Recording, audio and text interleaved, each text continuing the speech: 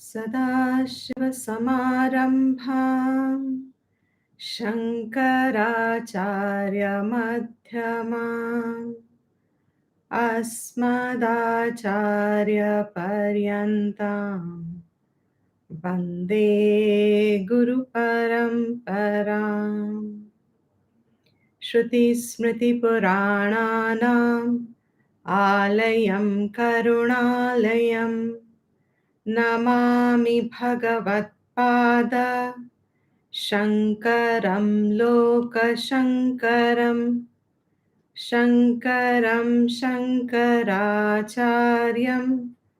केशवं बादरायणं सूत्रभाष्यकृतौ वन्दे भगवन्तौ पुनः पुनः। ॐ सहना भवतु सहनौ भुनक्तु सह वीर्यङ्करवावहै तेजस्विनावधीतमस्तु मा विद्विषावहै। ॐ शान्ति शान्ति शान्तिः।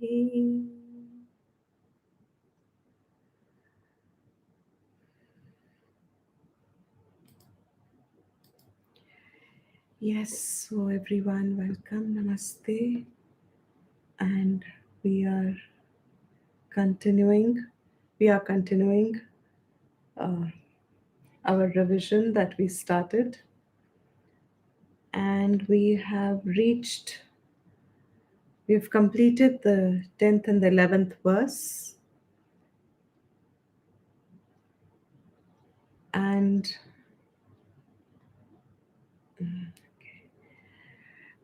in these verses now the topic has come to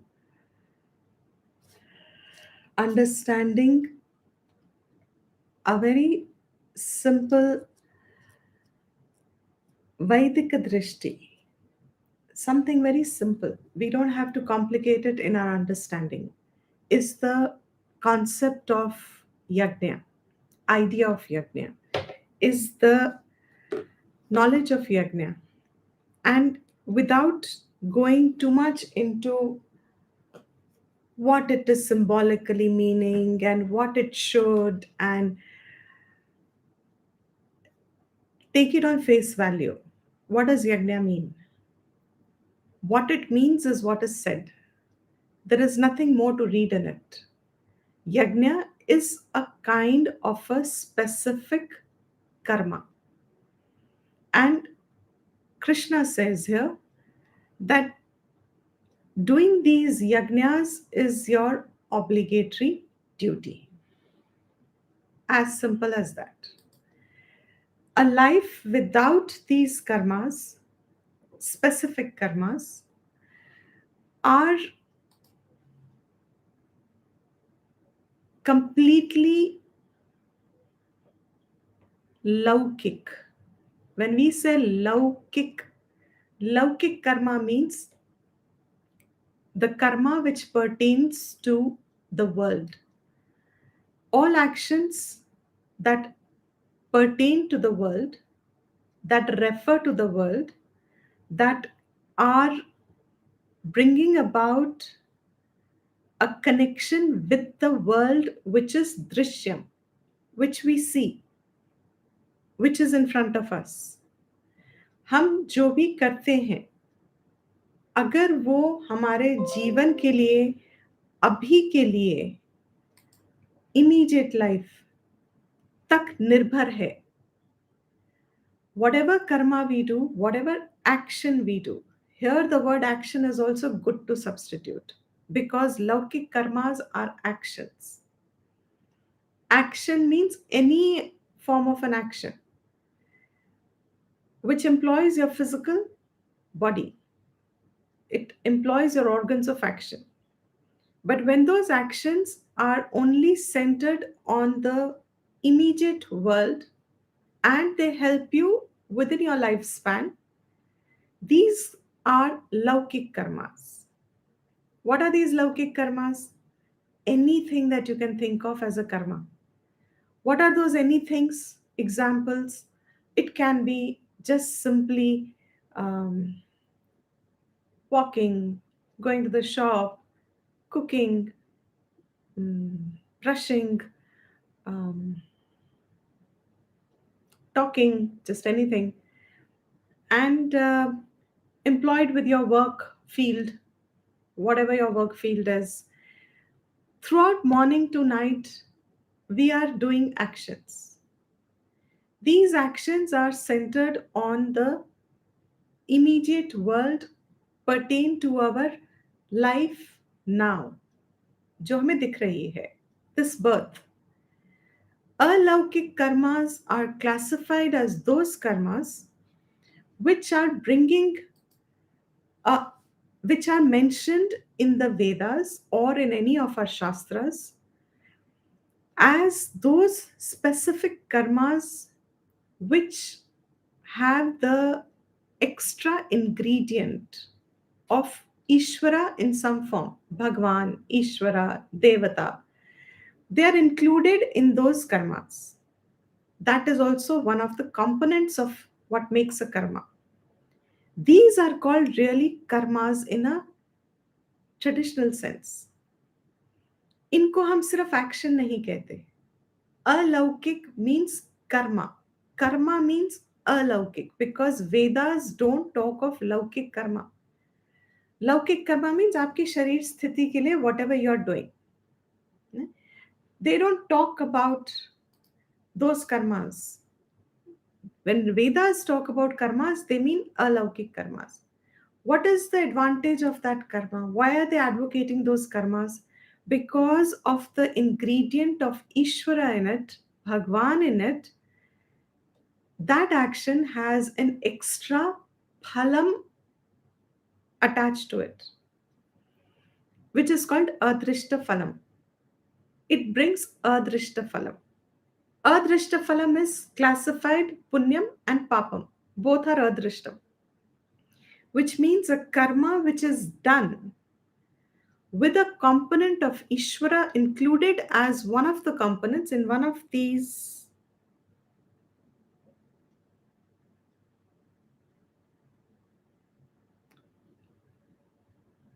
I'm forgetting the chapter. One of these verses is going to give us the components of action. What makes an action? Like, for example, a karta has to be there for an action.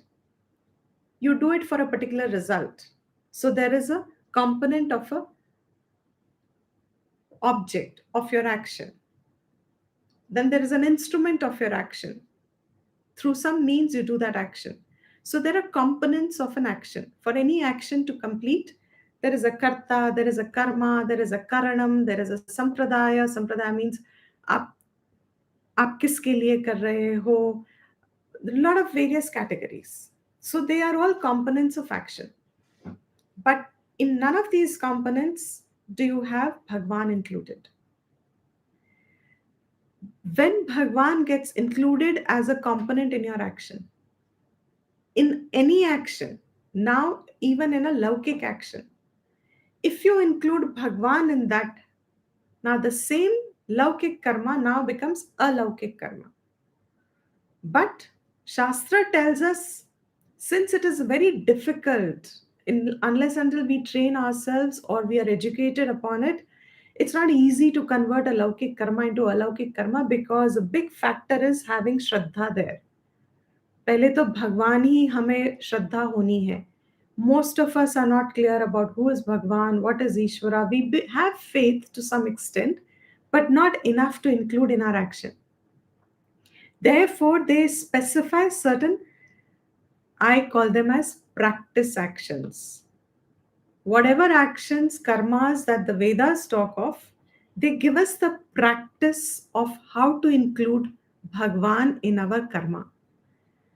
Yajna, japa, dan, parikrama, pilgrimages, maunam, vratam, if you do it for a particular reason, Jagran, whatever you are doing, which will be centered around Bhagwan as a component there,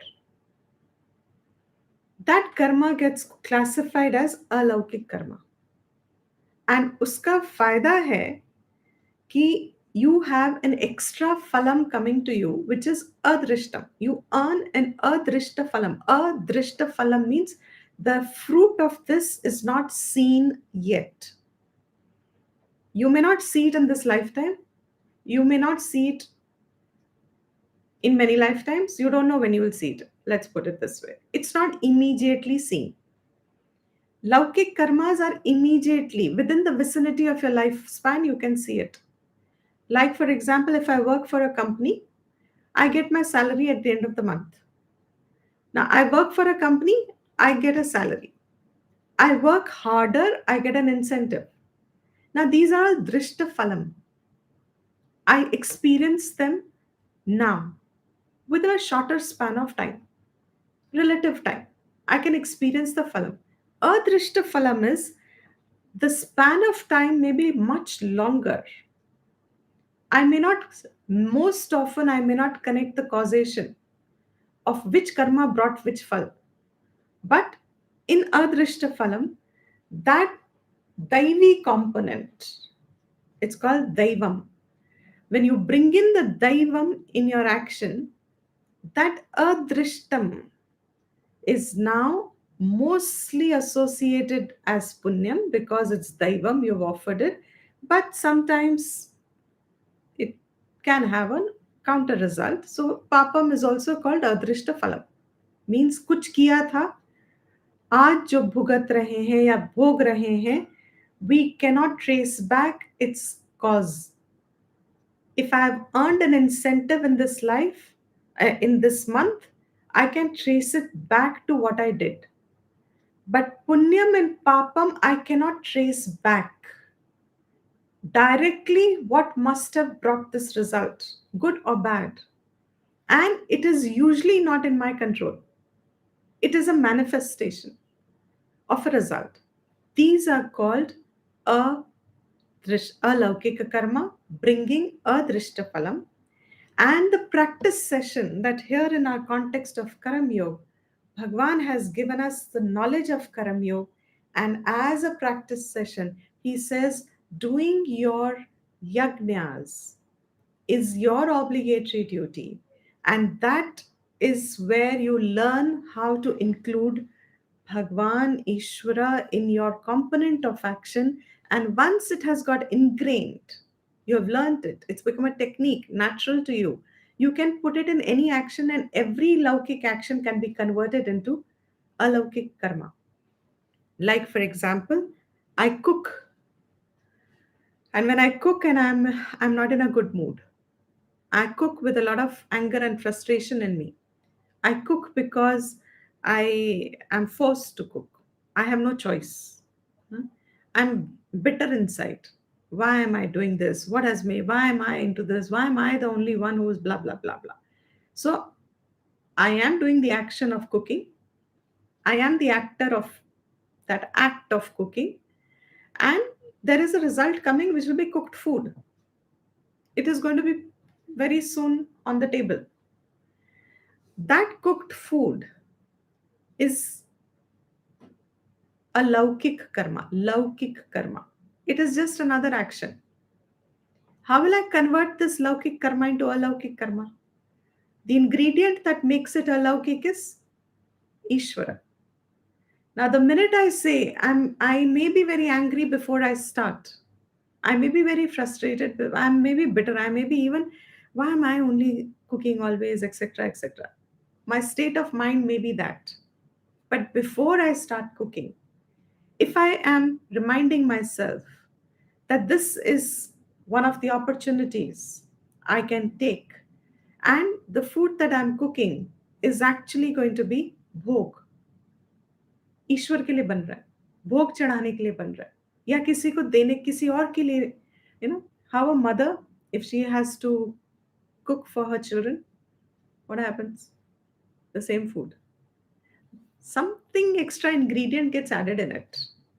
That extra ingredient that you add while doing your action, is that bhav, is that devotion, is that love, is that connect?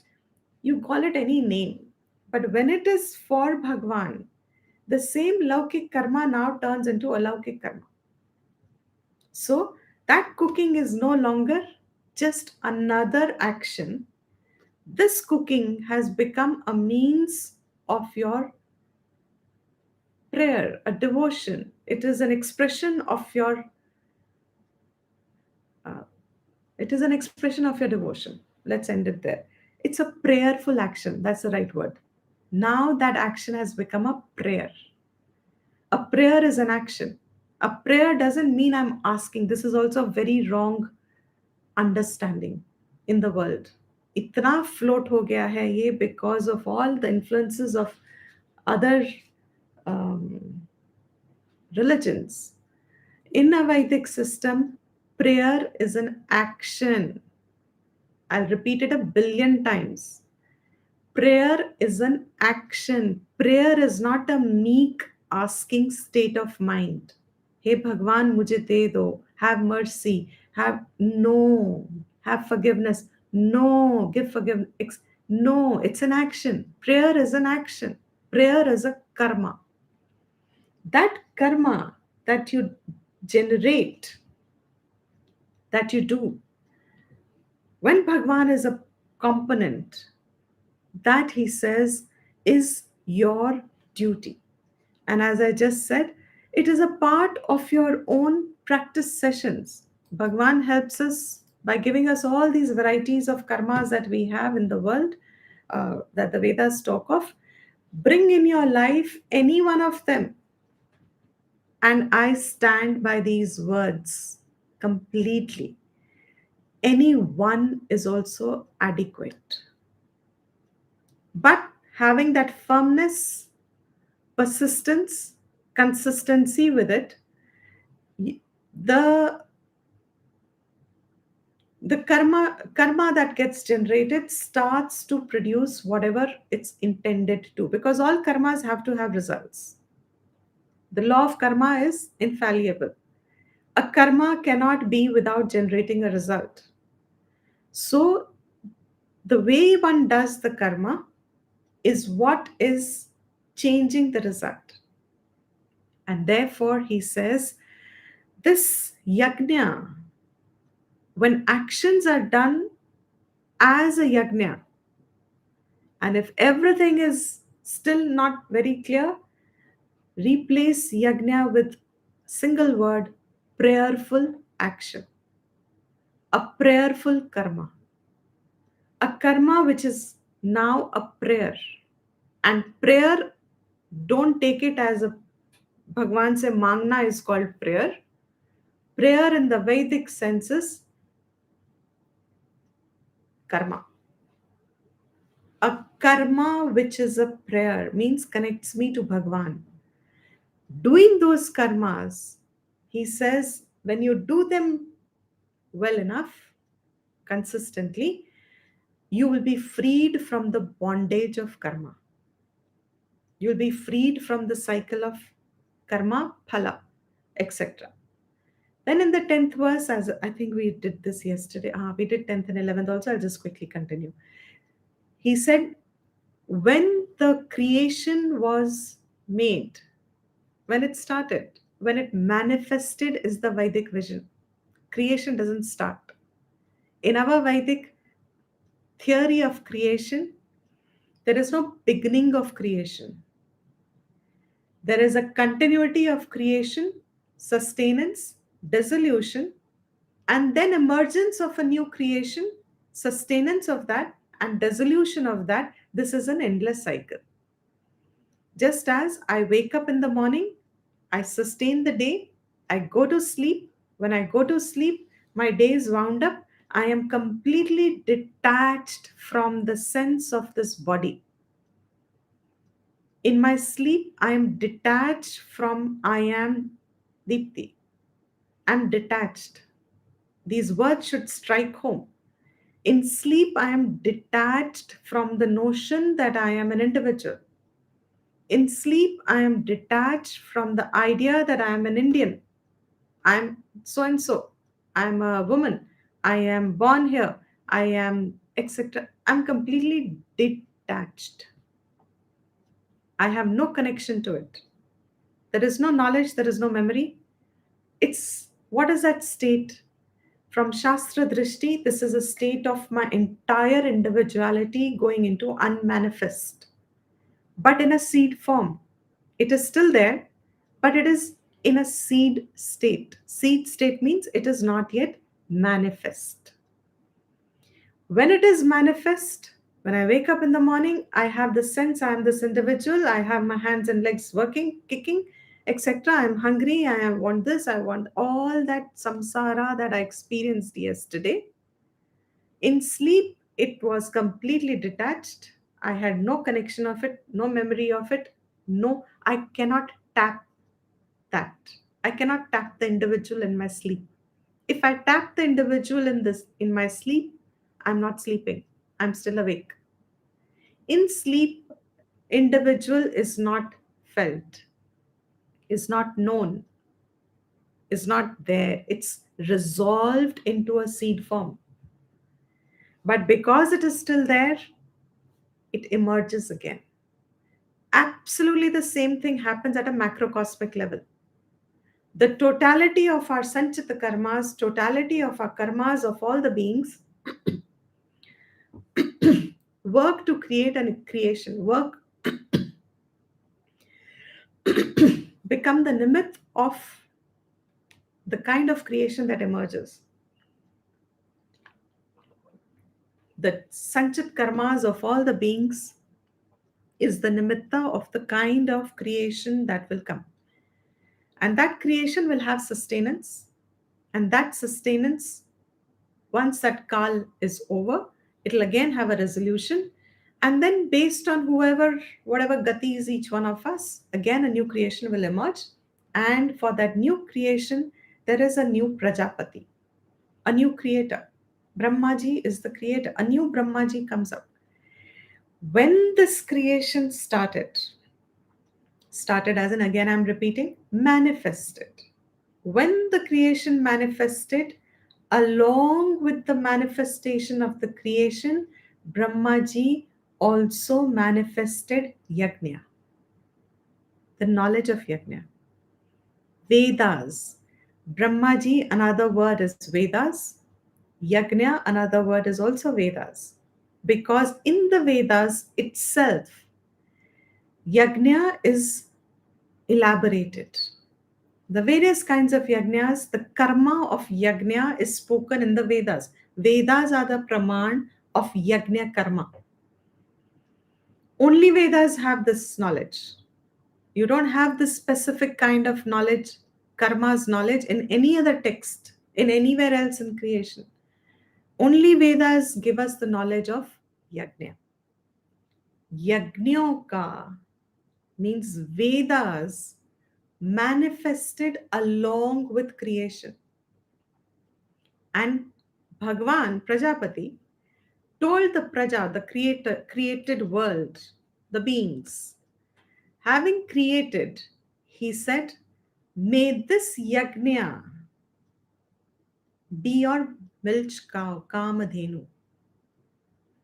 May this yajna be your Kamadhenu. Kamadhenu means fulfiller of your desires. May it fulfill all your desires.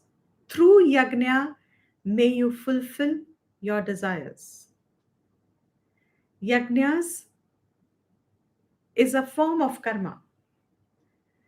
That karma may you fulfill by doing your karma.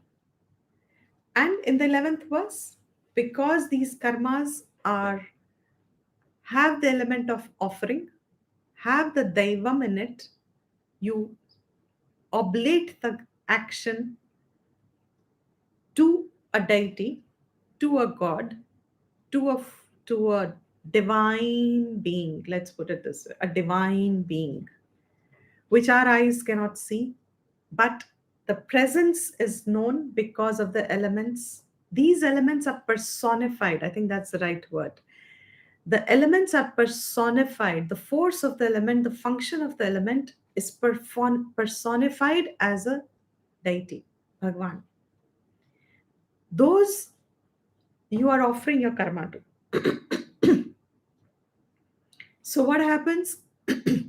Krishna says in the 11th verse, may those gods, devtas is the right translation, may the devtas be satisfied, tript ho, santusht ho, by your offering, by your karma. Not offering as such, but by the very karma. And this actually is a topic of a lot of reflection. Just the statement.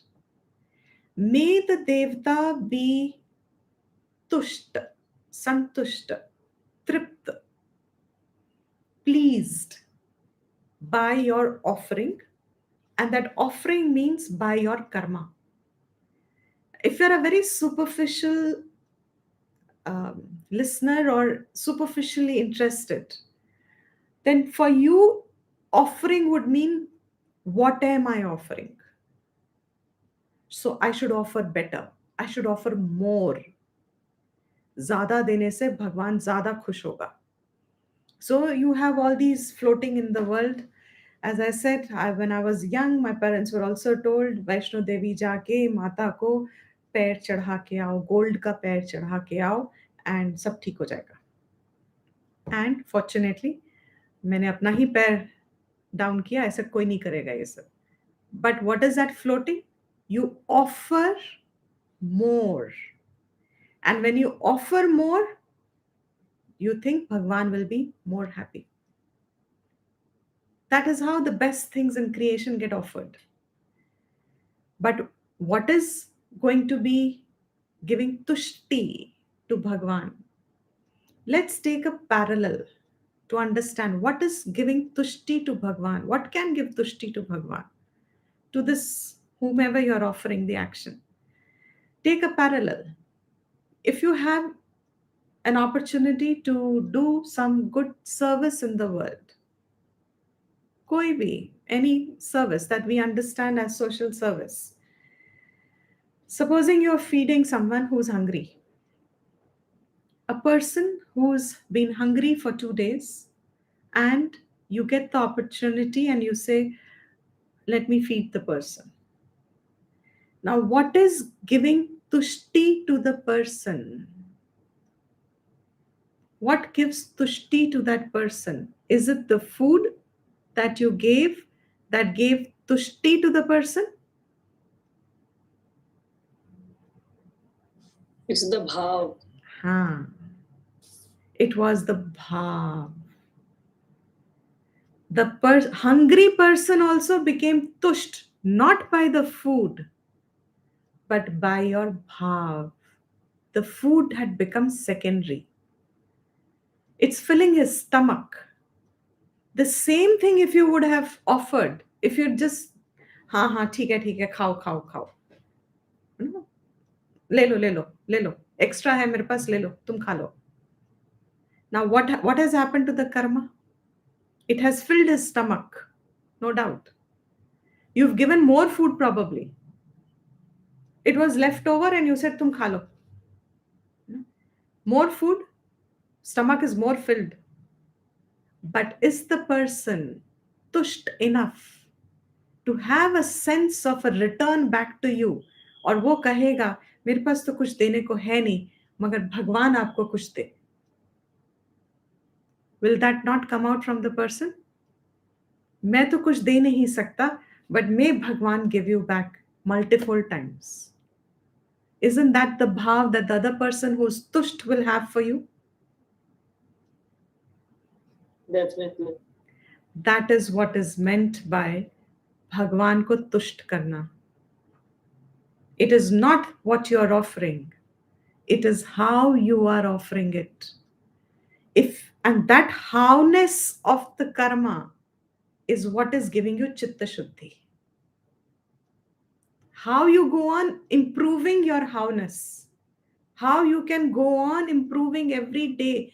That little mala that comes out, whatever your capacity today is, whatever your intention or whatever you want to call it, I read the word intention here, whatever that bhav is, आज बहुत ऊपर ऊपर superficial हो सकता है, but when you persistently keep doing it every day, that bhav keeps getting purified, it keeps getting deeper, it keeps getting clearer, and that bhav alone remains. And what is the bhav of Meera or the bhav of Sudama or don't we have enough stories? What is the bhav of Draupadi? What is the bhav of Shabri? ये कहानियां तो हम सुनते हैं, लेकिन हमें ये कहानी क्यों लगती है? What is Shabri's bhav when she offers that bear to Ram? That is a yajna. That is a prayerful karma. That is actually an action that a human being alone is possible to evolve himself to. Nobody else can, no other life form can do this kind of a karma. So he says now, may these devatas be tript, संतुष्ट हो आपके भाव से, आपके कर्म से. That's what it means by may they prosper. Means the superficial translation will mean may they prosper. What is there for them to prosper? May they become, may they grow. What is there for them to grow? May they be tushed by your karma enough for them to return back the anugraha that you have earned through that. That I hope I've conveyed it. May they have the same, it's very difficult to say same. May they be invoked to return back the anugraha that you have earned. That's the right word. Just as that hungry person, उसके मन में भाव आ गया कि मैं तो कुछ नहीं दे सकता, भगवान आपको सब कुछ दे. अपने आप आया. कहाँ से आया? Exactly the same way. He says, may you do tushti to devtas, and may those devtas prosper you, help you grow, give you everything that you desire. May they become your, through this yajna, may they return back. Parasparam bhavayantaha. Both of you, may you feed each other, means the devtas bhavayata anena, by this yajna, may the devtas be offered, and those devtas bhavayantu vaha, may they bless you back, give back to you. Parasparam bhavayantaha, mutually, both of you, means remain connected to the totality.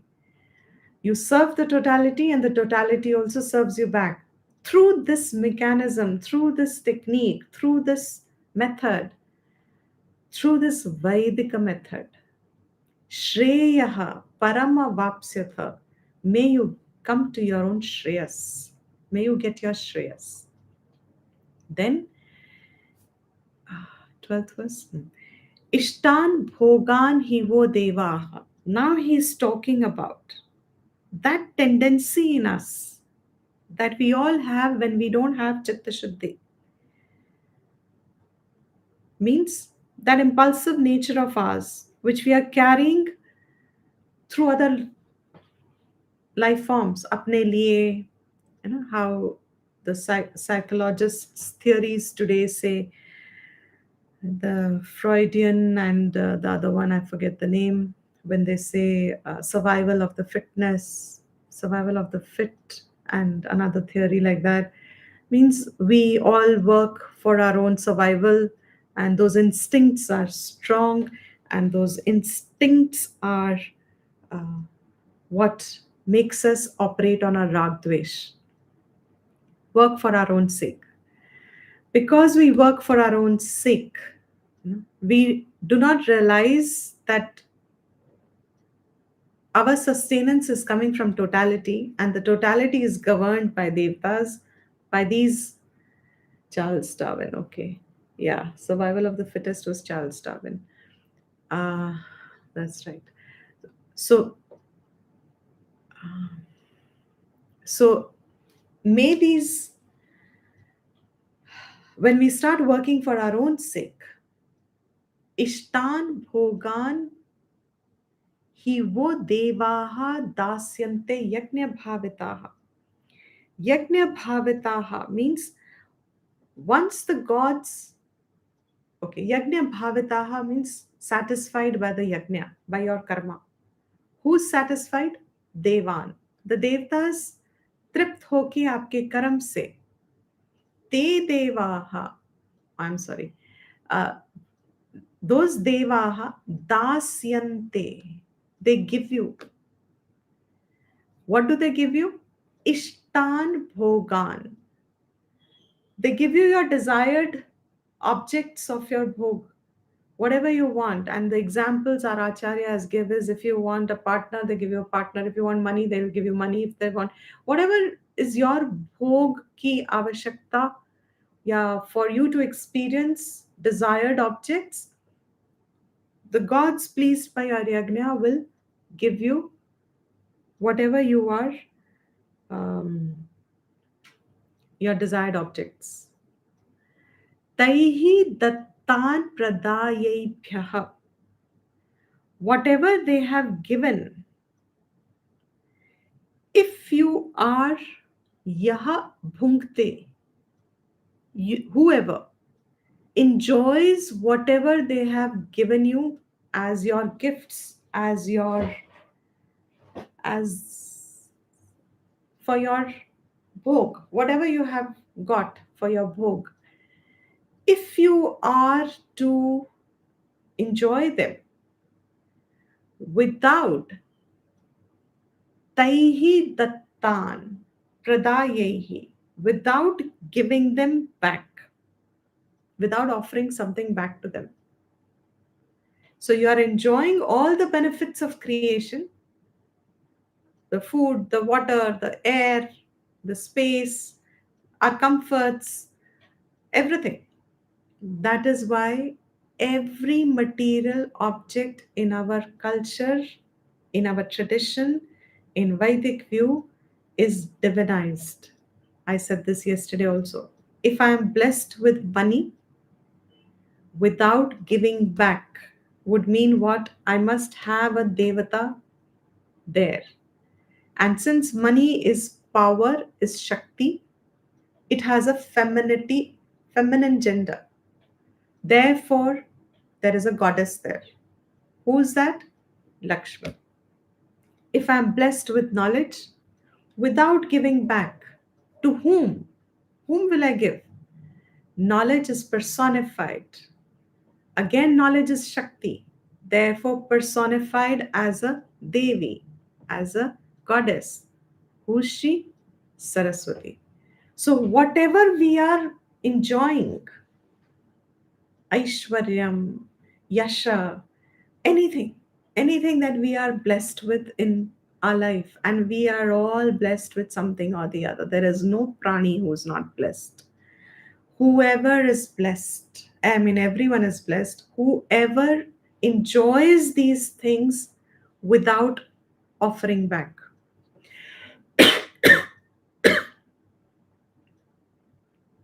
Saha, he, stena eva.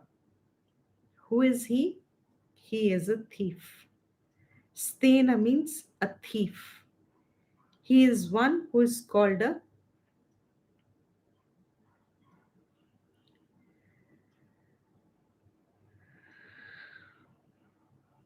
why a thief?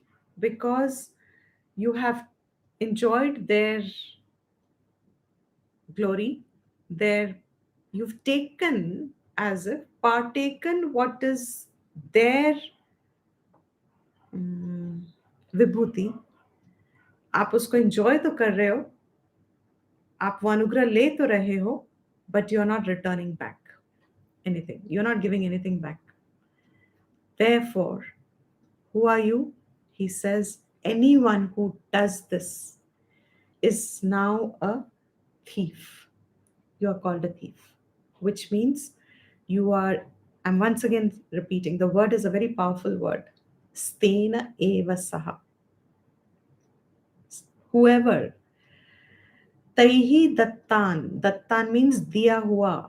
Taihi means devtaon se diya hua. Because of your yajna karma, yes, sure enough. But given by them,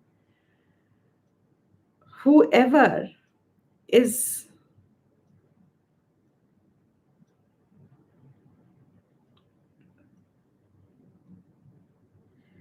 whoever is now enjoying it.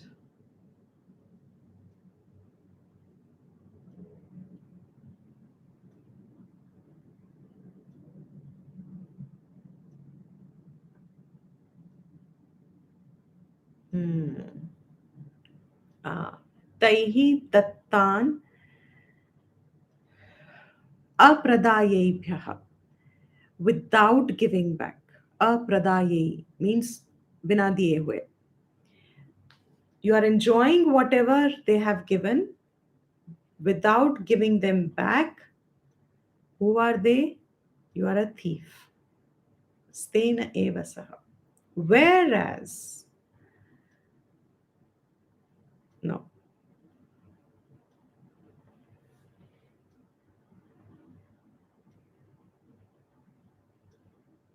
Hmm. Whereas,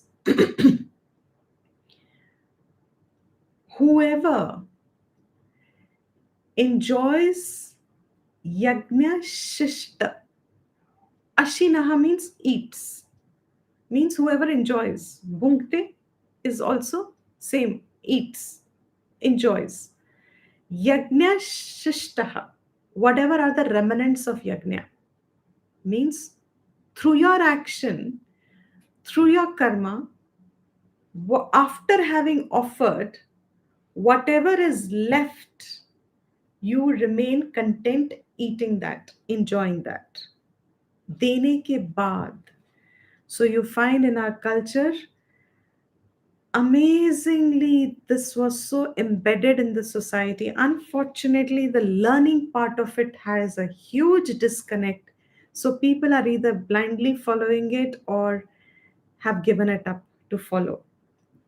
If it's food, you would leave one thing out, give something to another, then have, in those days they would say they would wait outside their homes for someone who would be offered food. And there are very severe stories, sometimes very strong stories to convey that if they didn't find someone to first give food to, the deserving person, you can't just give it to anybody.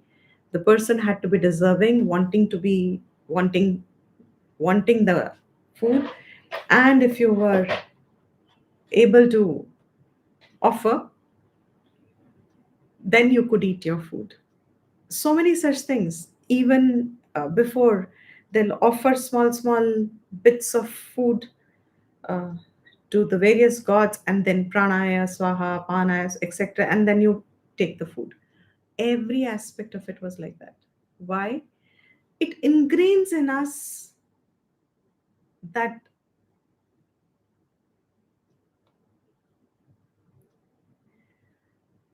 karmas are not to be done just for your own sake. Let's put it this way. Karmas are not only to fill your Sharira Yatra, only for this life. Karmas have far greater role and purpose. So, whoever Yagnashishta Ashinaha Santaha, who remains taking, partaking whatever's left from offering, having offered whatever there is, Muchyante Sarvakil Vishaihi, they are freed from all kinds of difficulties, all struggles. In other words, freed of samsara. Bhun, on the other hand, tu, on the other hand, contrast of those who enjoy the remnants of yajna, opposite of that is bhunjate te tu. But those who eat, enjoy, Pachanti atmakaranat. They only cook for their own sake. Means they only do karma for their own sake. खुद को कुछ चाहिए तो कुछ कर रहे हैं. And you find a lot of avaidika samskars. Only understand this. Therefore, entire Vaidika was a Samskritam, means sanskar dalta hai. It purifies you. Vaidika lifestyle refines you. Sanskrit karta hai. Other than that, there may be values, and if you follow values also to some degree, you become a better person than others. No doubt about that. So everything is not discarded, but the refinement in thought, speech, and action that comes because of these principles that get followed in life, not just known in life. They were they were customary in our life. They were customs that we live, adopt, and follow.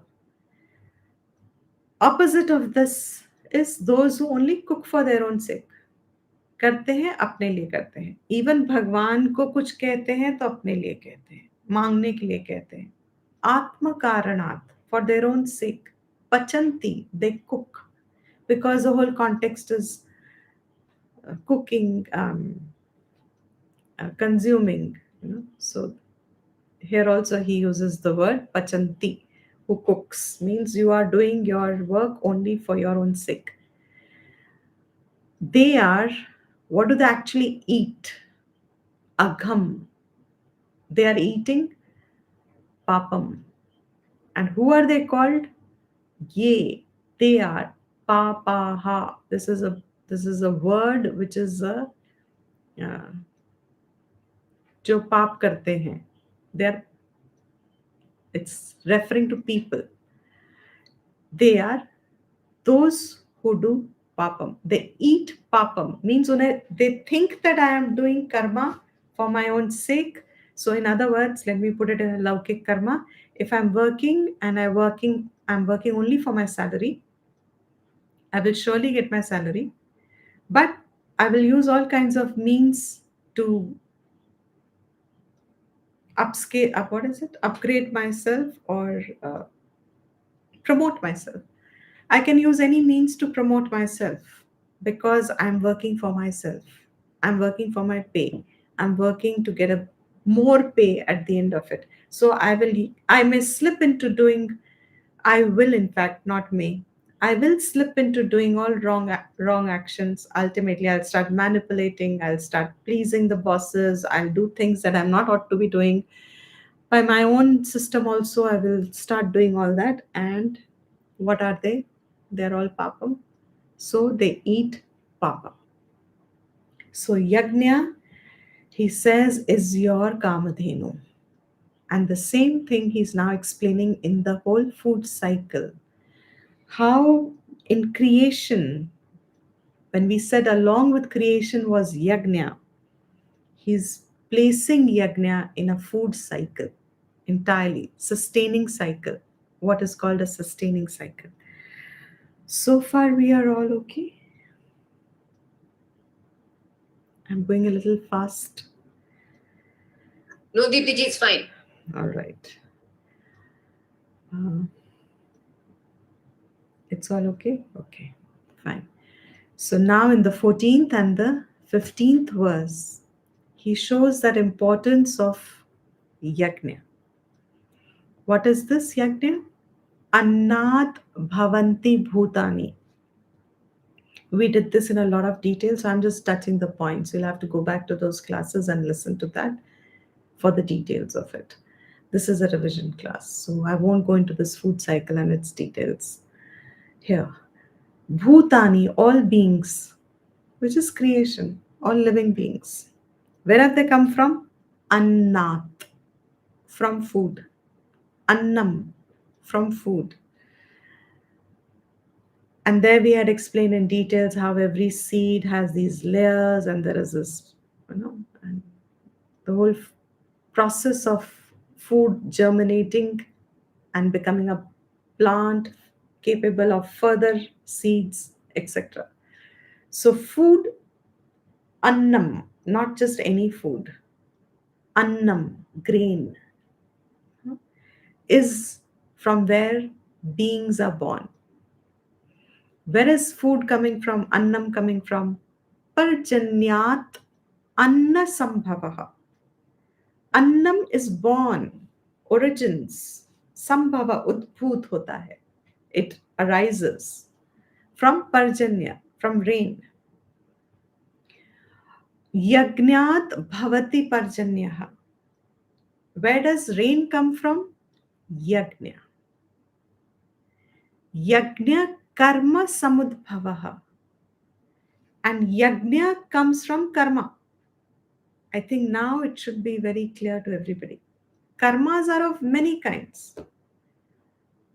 Those who cook for themselves is also doing a karma. But yajna, when I've offered to the devtas, that yajna karma, which has an element of offering, and the prasad buddhi that I have back, that karma is resultant in rain. And that I've explained even physically how it produces in that class there. I'm not repeating that, it's quite detailed. Therefore, from karma comes yajna. Now, how much have we gone? Karma, yajna, I'm sorry. Yes, karma, yajna, rain, food, beings. Where does karma come from? Karma, Brahma Udbhavam. Karma has come from Brahma, means your capacity to act. Brahma means here, Brahma ji also, the Lord of Creator, but he's another name of Veda. So Brahma ji is the Ved in itself. Karmas have originated from Vedas.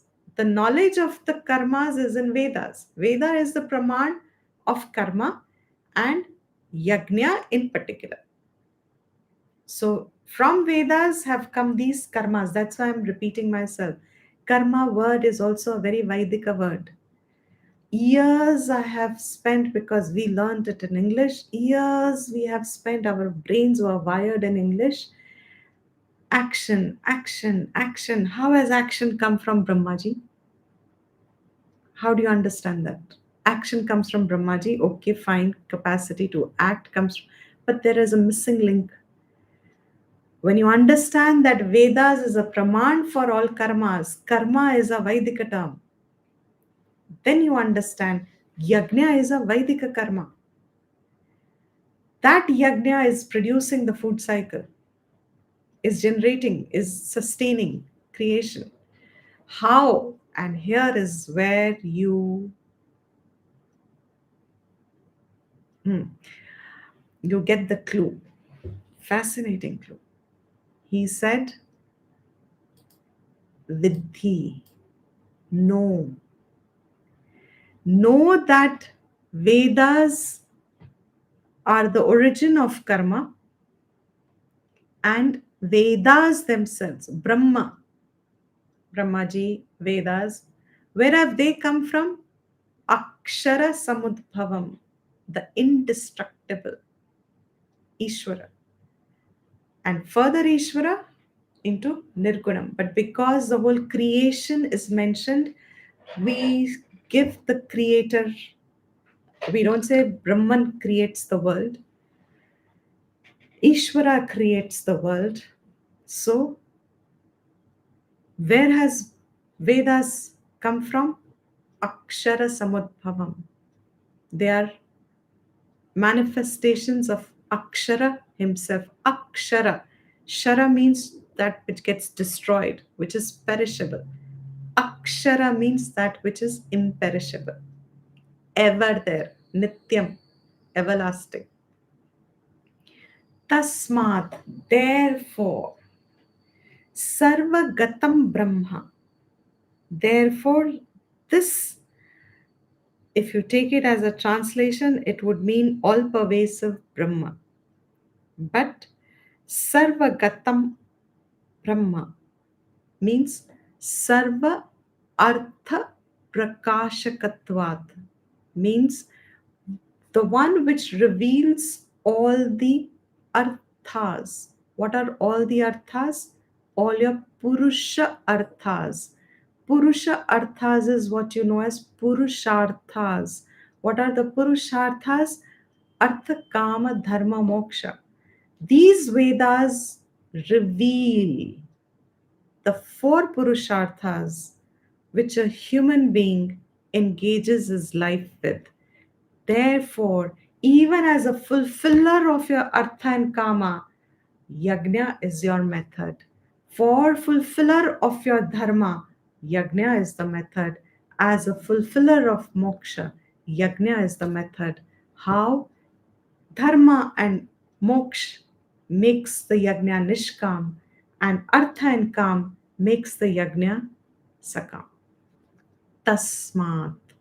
Therefore, that Sarvagatam, the knower of all the Purusharthas, the revealer of all the Purusharthas, that Brahma, that Veda, Nityam, Pratishtitam, Nityam, eternally, always, changelessly, abides, Pratishtitam, रहता है.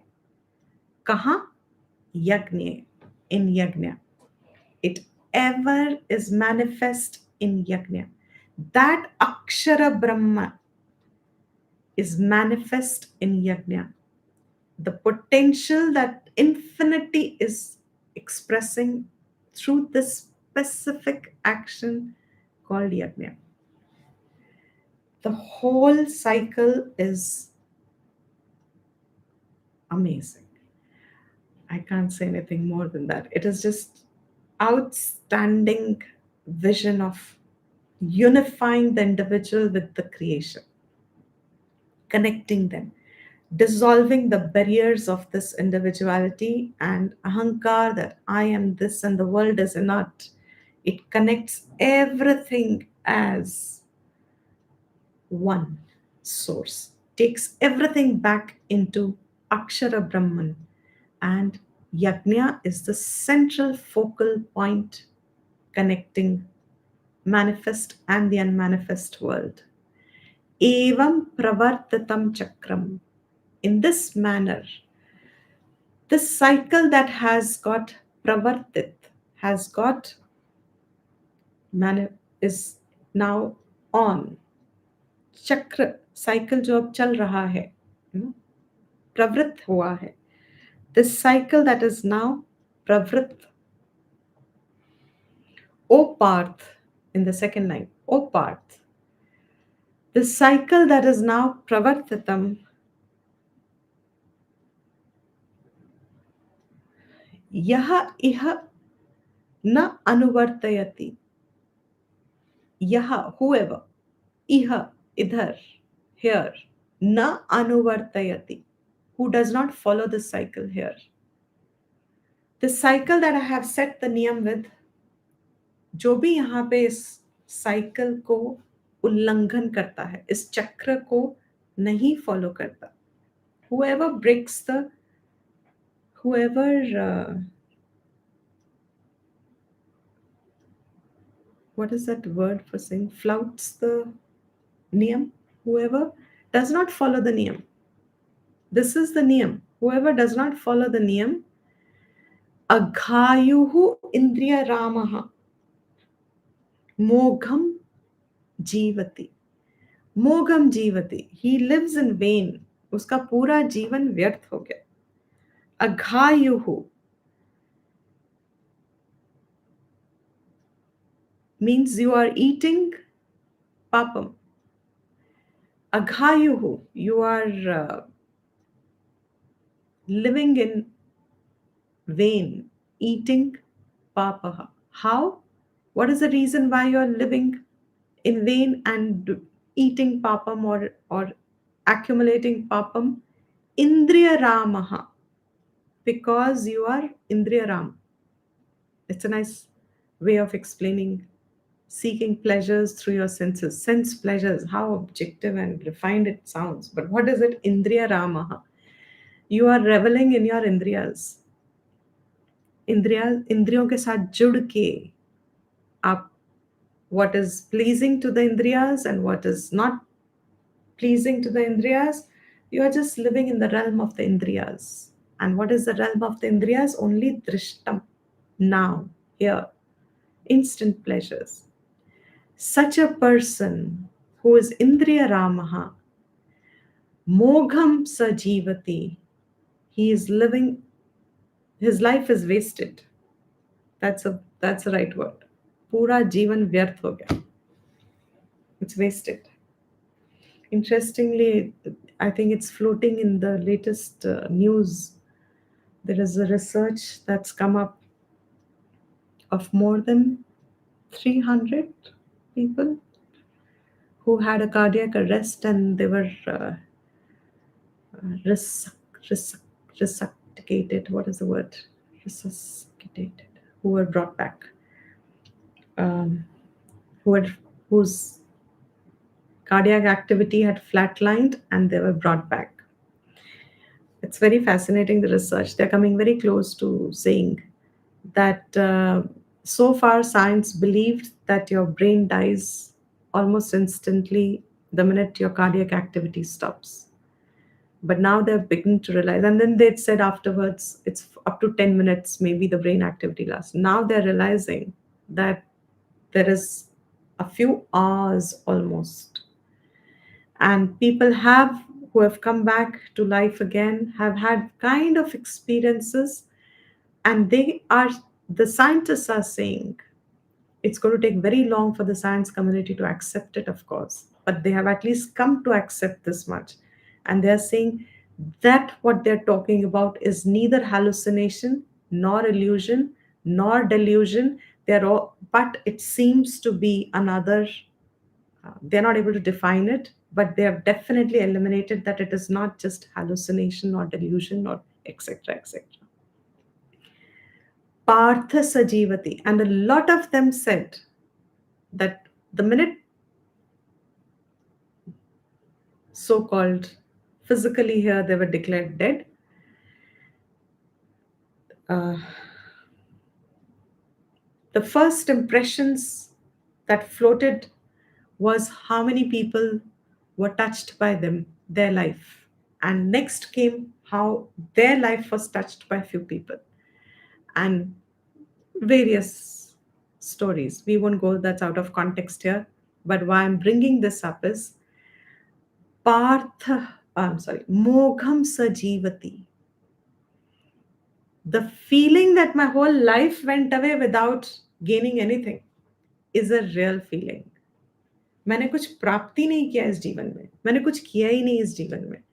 And when will you have this feeling? And it will be irreversible. Is just at the last moment when your life is concluding here. As long as there is life, as long as there is this anugraha of the continuity of pranas the prarabdha has given us, Vedas tell us these are your four purusharthas. Engage your life, fulfill yourself. Your life will not be mogham then. And aghayuhu, don't live collecting all kinds of uh, papam. You know? Don't just be a reveler of the indriyas. Follow this chakram. Be a participant of it. Be a contributor to it. Be one who's also making their offering into the sustenance of creation by doing what your gunas allow you to do. Do them as prayers, do them as returns, do them with gratitude is another word, but do them as duty. And who are those? The story comes to my mind. But those who do without offering, they are thieves. And who are they? The story is of a king who was very, I don't know how to pronounce that word, who are very sorry, a king who had a lot of pride in saying that he lived a righteous life and he was a very righteous ruler, and many people in his all the people in his under his rule were all his prajas were very happy and they were very content and they were very dharmic, and this king had this great illusion, wrong knowledge, delusion. One of his ministers, who was someone like Birbal probably, wanted to open the king's eyes that that's not the condition of your praja. They're actually very, very, they're not working for the country, they're not working for the nation, they're not working for their state, they're working only for themselves, and they are not as happy and content as you think they are. So, to tell them, the king refused to accept. So what did they do? They decided to do an experiment, social experiment. And the experiment was that the king said, I'm doing a huge yajna for the sake of everybody, for the sake of their state, and everybody has to give one tumbler of milk. A huge vessel is going to be floating, who's going to be carried in the lanes. Every household will have the opportunity to put one tumbler, one glass of milk in that. And with that milk, we are going to do a huge yagna, which is going to benefit the entire village, state. And sure enough, everybody went. The story goes on. Most of us know the story, I'm sure, but the story goes on to say by the time the vessel came back, it was hardly any milk, everything, it was watery entirely. There was very little milk in it, content. So the, what is it? More white, more translucent liquid. Because what was everybody's feeling? Everybody is giving milk. If I give one glass of water, kya pata chalega?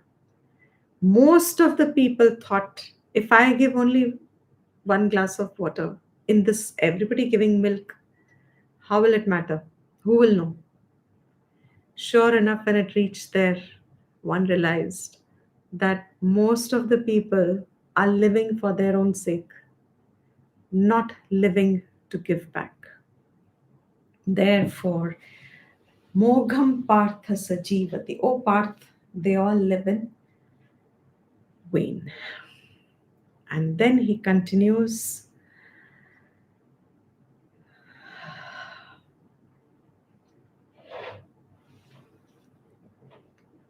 He says, but those, now the third topic,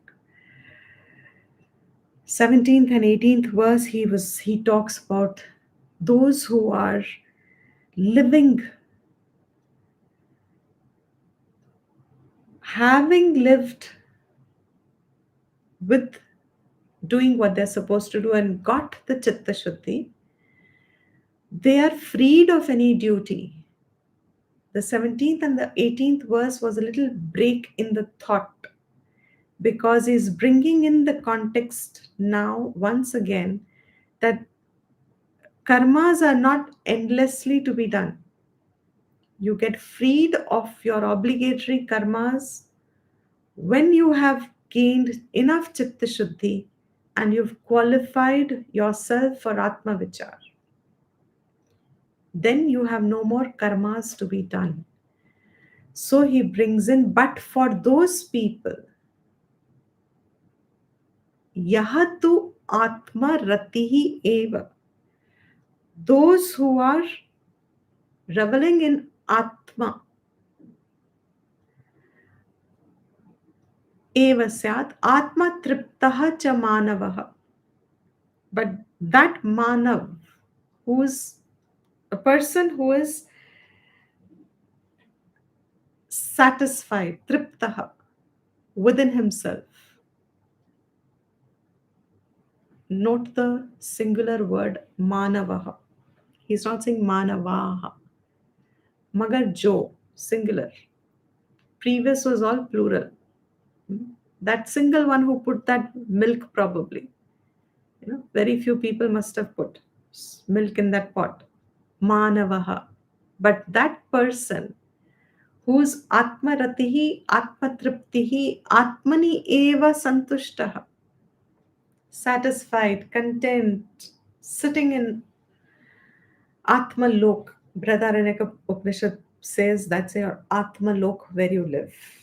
Brahma Lok, Vishnu Lok, Vaikuntha, Shiva Lok, what is it? वैसे ही ब्रह्म ज्ञानी lives in आत्मलोक.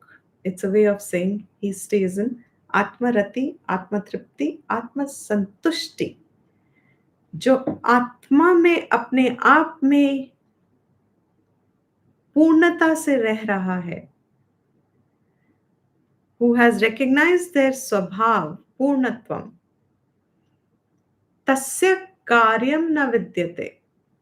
For them there is no karyam, there is nothing to be done. उनके लिए कोई कार्य नहीं है. There is nothing to be done. In other words, the king in that example does not have to put in water or milk. He has nothing to put in. He is the king.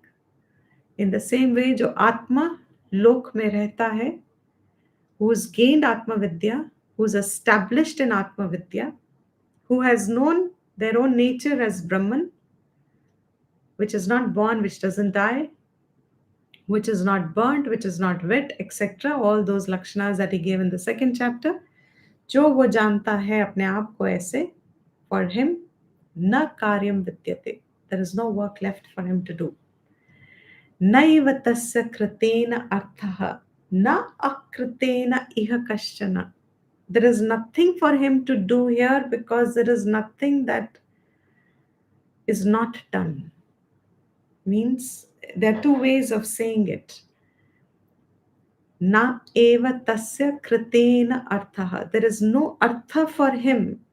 Dharma, artha, kama, mo, kuch bhi nahi hai uske liye yahan pe for him to gain.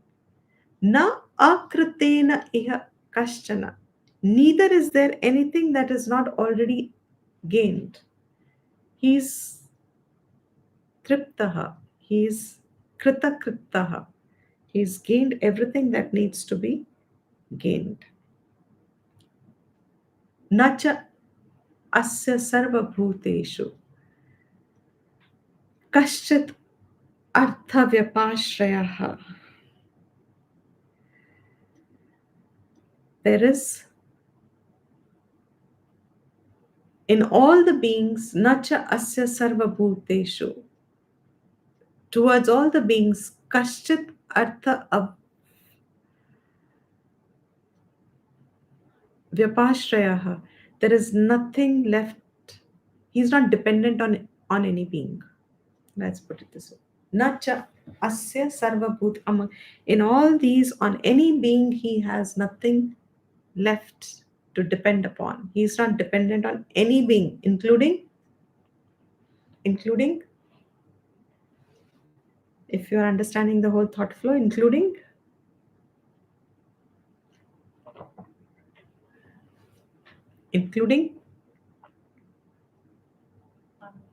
Ji? His own body, maybe. Like, all right. Yes, that's right. But in the context of the entire yajnas and everything that we are now saying, he is not dependent on any being, including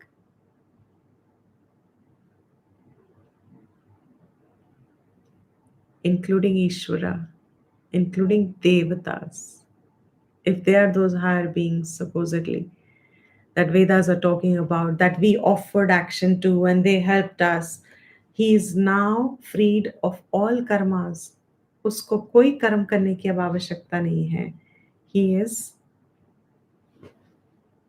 He's accomplished. He's Brahman.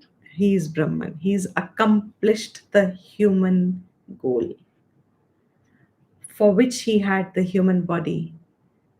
He has, when the body goes, there is nothing left for him which was undone. There was nothing left that was still to be achieved. what I have done and what is left to do. Nothing. It's all done. So, for no being does he have any dependence at all. Now, Krishna comes back in the 19th verse reminding Arjun, look at the importance of this life and look at the importance of having a spiritual orientation, a Vedic orientation, this knowledge giving you the direction how to live your life, how to conduct your actions, how to conduct your vyavhar. Let everything be centered around this knowledge. Therefore, he says, it is so essential. Tasmat asaktaha satatam karyam karma samacharaha. Therefore, asaktaha,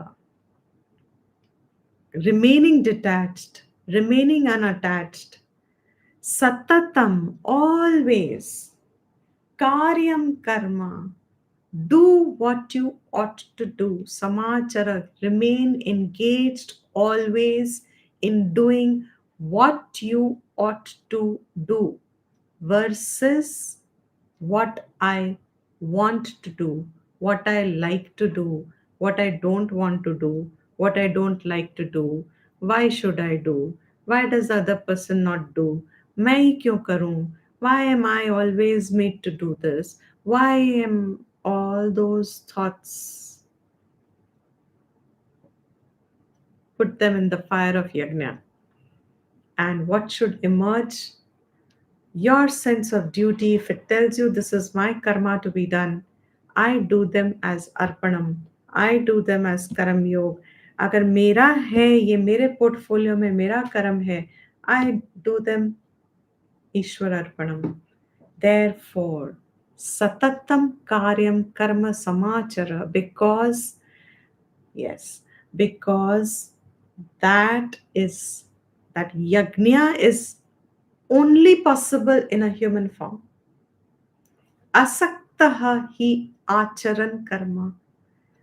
Whoever remains doing acharan, करता हुआ, असक्त कर्म करता हुआ जो भी पुरुषः, whoever पुरुषः, असक्त होके कर्म करता रहता है जो, whoever person remains doing karmas with detachment, parama apnoti, gains the parama in time, subsequently.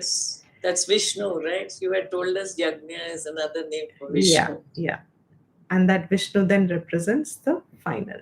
So, Parama Apnoti Purusha. Absolutely correct. He gains the Parama.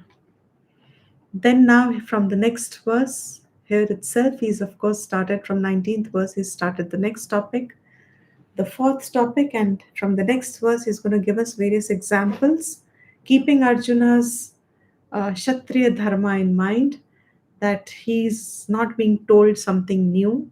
Many, many people in the past have followed these principles, have followed this guidance of the Vedas, and lived a life according to that, followed it, lived it, and attained their goal successfully, if that's the word you can add.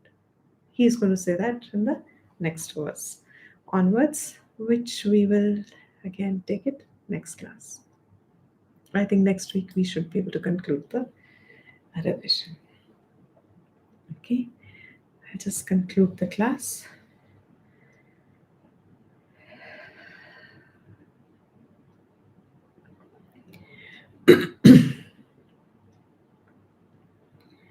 Om Sarvesham Swastir Bhavatu, Sarvesham Shantir Bhavatu, Sarvesham Purnam Bhavatu, Sarvesham Mangalam Bhavatu, Sarve Bhavantu Sukhinah, Sarve Santu Niramayaha, Sarve Bhadrani Pashyantu, Ma Kaschit Dukha Bhag Bhave.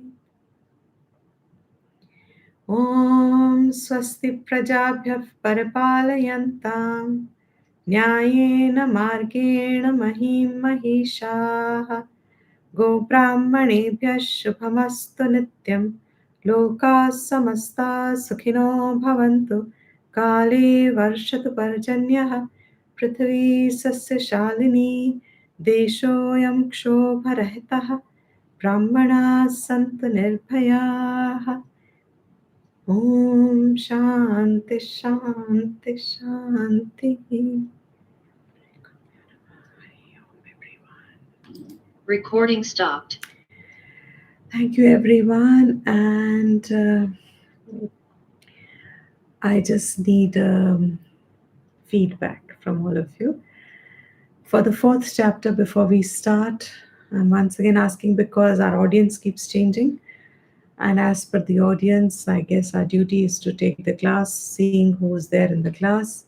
So, the way we have done the third chapter, which is all detailed verses one by one based on the two bhashyams, would you want that to be continued and then like we do the summary now, or should I just quickly graze through the verses like I'm doing now with a little more details, of course, than this? You can all let me know separately. I will do as per your want and desire and ease, which helps you to understand the text better. Okay, just let me know separately. So we'll end here. Thank you so much. I'll probably send a mail or some method of like it. धन्यवाद दीप्ति जी. Thank you very much. Dhanyavad everyone. Hari Om. Hari Om. Hari Om. No It's question.